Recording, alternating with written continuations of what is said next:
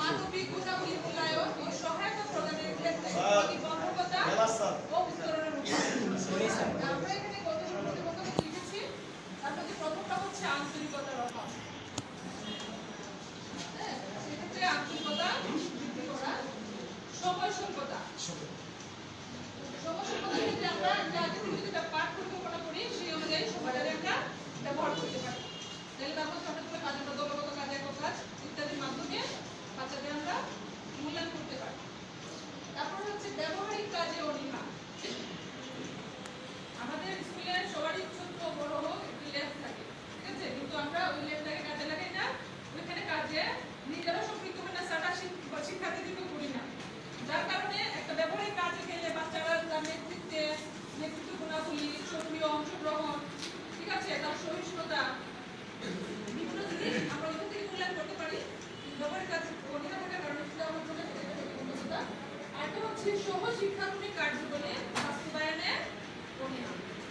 সেটা হচ্ছে আমরা সারাদিন বাচ্চাদের পড়াইতে বাচ্চারা একদিন হয়ে যায়, আমরা হয়ে যায়। সেক্ষেত্রে আমরা যদি সপ্তাহে একটা দিন, বৃহস্পতিবার তো হাফ টাইম স্কুল, সেক্ষেত্রে যদি আমরা তাদের হাফ টাইম করে তাদের খেলাধুলার ব্যবস্থা করতে পারি, তাদেরকে নিয়ে একটা গানের একদিন গান, এক সপ্তাহে গান করলাম, তারপরে একটা কবিতা, গল্প করলাম, বিভিন্ন ধরনের অ্যাক্টিভিটিস আমরা করতে পারি।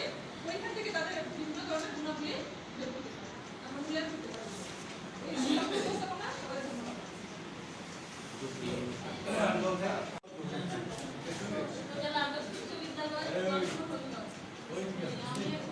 মানবিক গুণাবলী মূল্যায়ন ও সহায়তা প্রদানের ক্ষেত্রে প্রতিবন্ধকতা উত্তরণের কিছু উপায় সম্পন্ন। স্যার এটা কিন্তু শিক্ষকরা ছাত্রদের প্রতিবন্ধকতা এক নম্বর শ্রেণীতে অধিক শিক্ষার্থী, অনেক শ্রেণীতে থাকে যে অনেক বেশি শিক্ষার্থী, তখন উত্তরণের উপায়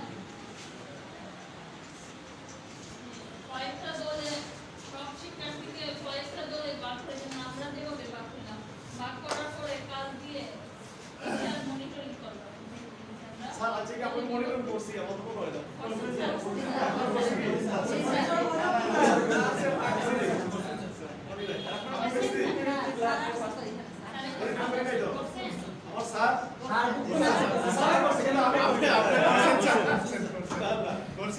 স্যার আসলে কি ধরনের সরকার নিয়ে আসলে করে দিই আমি তো অবশ্য কাজ করি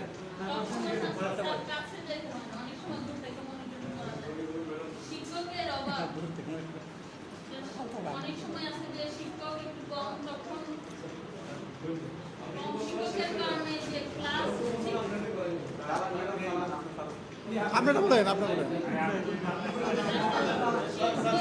শিক্ষক নিয়োগ, জি স্যার জি শিক্ষকের অভাব হলে যে স্টুডেন্টরা অনেক সমস্যা, প্রয়োজনীয় শিক্ষক নিয়োগগুলো সবাই দিতে পারবে না। ওই কারণে ম্যানেজিং কমিটি অথবা যারা আছে সবার সাথে কি করে মিটিং করে তারপর খণ্ডকালীন টিচার নিয়োগ করলে এই ক্ষেত্রে একটা উত্তরণের উপায় হয়। তারপর পারিবারিক সচেতনতার অভাব, অনেক সময় পরিবার থেকে স্টুডেন্টেরা কি করতে ঠিকমতো কি পায় না, যে সহায়তা পায় না। তো অনেক সময় বলে যে এই কাজটা করো, ওই কাজটা করো, স্কুলের টাইমে কোন জায়গায় পাঠানো। অনেক পরিবার আছে, আবার অনেক পরিবার তো সচেতন, তাদের অভিভাবককে নিয়ে কিছুদিন পর পর যদি সমাবেশ করা হয়, এক মাস বা 15 দিন পর পর ক্লাসের উপস্থিতি দেখে। তারপর অবকাঠামো অভাব, প্রয়োজনীয় অবকাঠামো নিশ্চিত করা। স্যার এখানে স্যার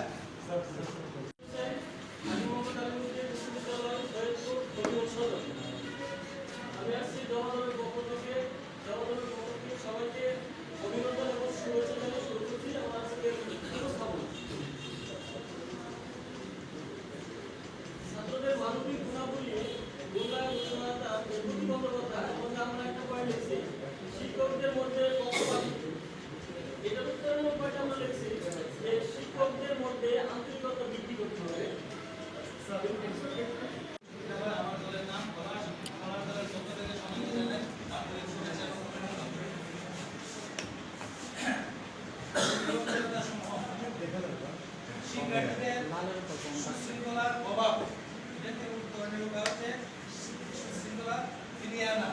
স্যার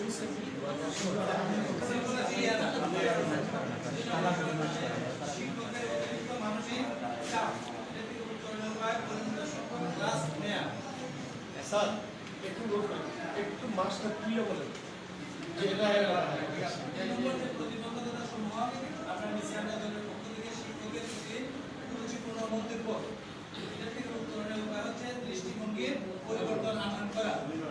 স্যার এখানে একটু আমি একটু অংশগ্রহণ করি করবো কি স্যার? এইটাই কিন্তু আমাদেরকে বিশেষভাবে ঘেরাও করছে এই জিনিসটা, যার কারণে শিক্ষক সমাজের আজকে এই অবস্থা। আমরা শুনে আমি একটা বড় অতি আবেগে এবং দুঃখে বলি, যদি একজন শিক্ষক আরেকজন পক্ষ থেকে সবাইকে স্বাগত। আমরা প্রথমে শিক্ষার্থীদের সাথে সম্পর্কের উন্নয়ন ঘটিয়ে আমরা নিরাময়মূলক একটা কৌশল অবলম্বন করতে পারি। ক্লাসের বাইরে সময় করে আমরা নিরাময়ের কৌশল অবলম্বন করতে পারি। সকল শিক্ষার্থীদের মাধ্যমে সকল শিক্ষার্থীদের মাধ্যমে দুর্বল শিক্ষার্থীদের নিরাময় প্রদান করে বাড়তি যত্ন উপকরণ ও অনুশীলনের সুযোগ সৃষ্টি করে অল্প সাফল্য অধিক প্রশংসা বা পুরস্কারের মাধ্যমে নিরাময় প্রকৌশলটা আমরা অবলম্বন করতে। স্যারের নাম হলো মনিরুজ্জামান, শামসুজ্জামান। আমরা উপস্থিত যারা আসবো স্যার একটু মিটিং আমি দেখাই দিই। আসসালামু আলাইকুম। আসলে আজকে আমরা সবাই এখানে এসেছি এই প্রশিক্ষণের জন্য, আর এটা পরিবেশন করার জন্য আমরা আজকে এই কর্মসূচি করেছি স্যার। এভাবে আমরা পরিচালনা করবো।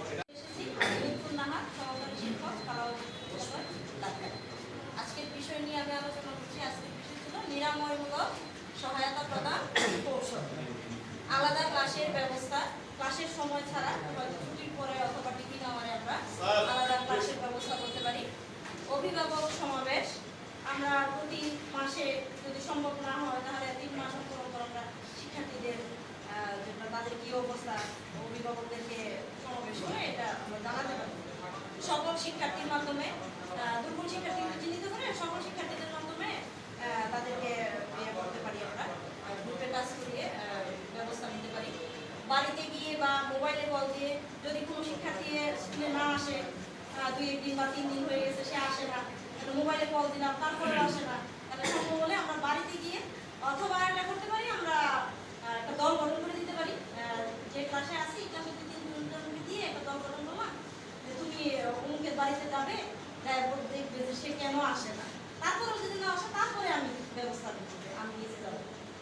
মাল্টিমিডিয়া ক্লাসের মাধ্যমে যে আমরা মাল্টিমিডিয়া ক্লাস নেই, আর মাল্টিমিডিয়া থাকে তাদেরকে যদি আমরা একটু মানে বিনোদনের ব্যবস্থা করতে পারি, তাহলে যারা দুর্বল মানে আসে না বা ক্লাসে আসে না বা একটু পিছায় থাকে, তারা ভাববে যে কি জানি দেখায় ম্যাডাম, আমরা যাই একটু দেখি স্যার ম্যাডাম কি দেখাইতেছে, এটাতে তাদের আগ্রহ বাড়তে পারে। আর প্রণোদনার মাধ্যমে তাদেরকে ভালো কাজের জন্য তাদেরকে উৎসাহ দেওয়া, তাদেরকে একটা পুরস্কারের চকলেট বা একটা কলম, এই ব্যবস্থাটা।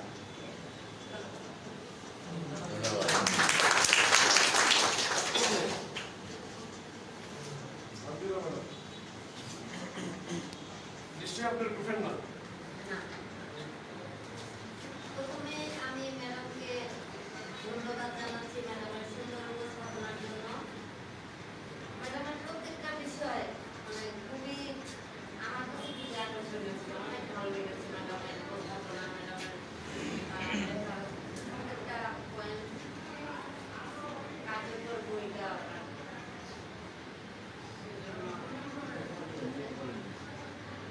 ধন্যবাদ।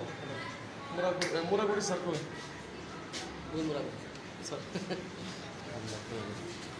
ম্যাডামের টপিকসগুলো ভালো লেগেছে। আর উনি যে একটা কথা বলছেন যে ওই প্রণোদনা দেয়া, আসলে বাড়তি উৎসাহ দেয়া, ছাত্রছাত্রীরা আগ্রহী হয় যখন একটা কাজের মানে প্রতিদান পায় বা উৎসাহ পায় বা পুরস্কার পায়, তখন পাঠের প্রতি তাদের একটা আগ্রহ জাগে। ধন্যবাদ ম্যাডাম।